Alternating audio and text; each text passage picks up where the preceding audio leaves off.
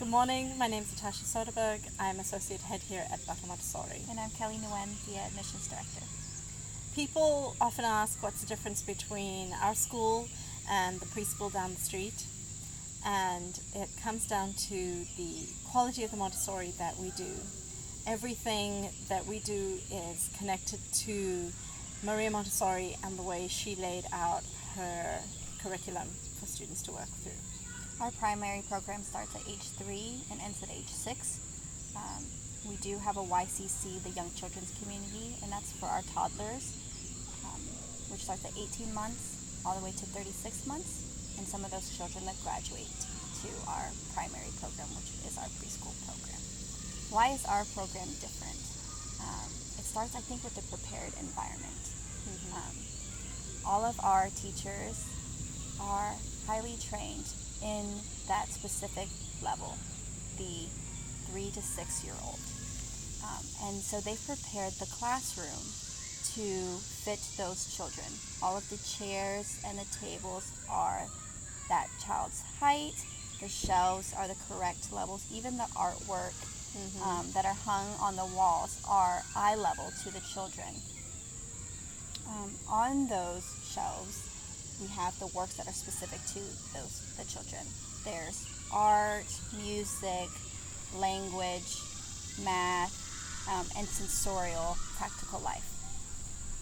Starting with the language and the math, which parents are really interested in, because usually when you're looking for a preschool, parents are looking for a daycare, and that's not what we are. We are a school, and so we do start that 3-year-old with the language and the math. And at first, we prepare them sensorially.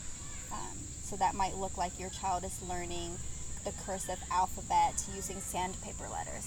So there's a letter on a piece of wood that, and the letter is traced in sandpaper, and your child sensorially gets to trace that letter and learn that the A makes the A sound, right?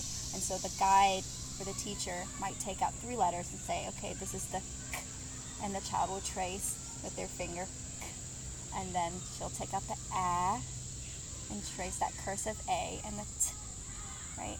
And so that young 3-year-old starts off just learning those letter sounds, and then by the time that they get to 6, they can put those letter sounds together and go K, A, T, cat.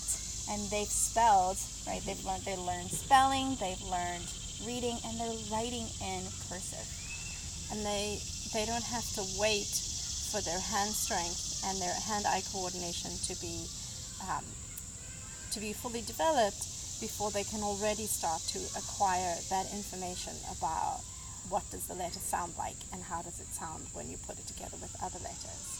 They can move ahead, and also it means that when they get up to the 3rd year of our primary, those concepts are really cemented for them because they've been doing them for 3 years, each time at a place where they can receive the information.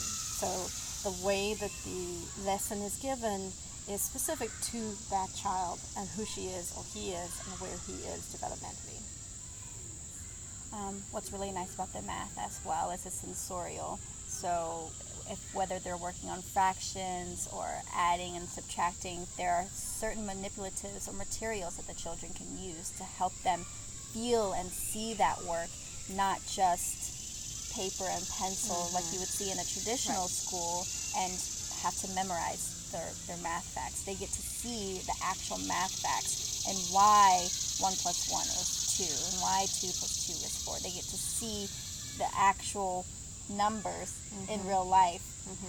Touch it and hold it feel and it, right? move it around with other numbers.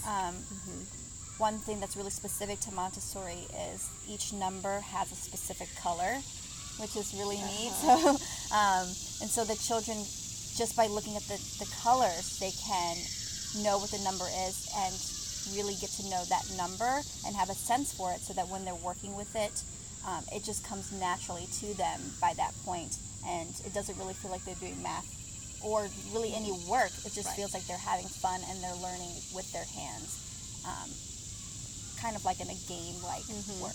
It feels like they're playing, but we know what it's doing inside their brain. They have many opportunities to practice and develop their fine motor skills and their large motor skills as well in the primary. At this age, this is when they are starting to get ready for reading and writing, and all of the lessons that are in the prepared environment directly and indirectly prepare them for reading and writing. One example that I like to give parents is table washing. Oh, yeah. Oftentimes when parents come into the classroom and observe their child or the class, and they see, okay, this child is over there in the corner just washing a table. Why are they doing that? But there's so many things that are preparing that child for reading and writing. The first is there's a procedure for washing that table. They're not just taking out soap and a sponge and just doing whatever they want to the table. You have to gather all of the materials, you have to set everything up in its place, and then there's specific steps, right? First you wet the sponge, then you put the soap on the sponge, and then there's also a very specific way for them to wash the table. It's always from left to right. They're always wiping from left to right, and when they're drying the table, it's always from left to right. And that's because when we write and we read, we do so from left to right. So they are learning those executive functioning skills of the process, the planning. Then they're also that indirect practice of going left to right for reading and writing. And when they're scrubbing, they're doing this motion, which is really helping them with the cursive, because we do the handwriting cursive. Strengthening their hand and their arm in that movement. And then there's a cleanup afterwards as well, which helps them to be accountable for their work and care of their environment, which is something that we stress a lot here. As a Montessori school, just building that independence is something that's really important to us, even at this young age of 3 to 6. Other ways that we differ in the primary age group, as in age 3 to 6, is the way in which our teachers are trained. They are, as Kelly said, they're trained specifically for that age group.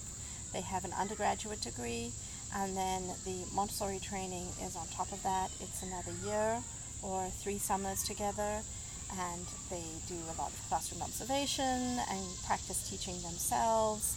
They put together this amazing body of work, which they call the albums, and all the lessons are in there.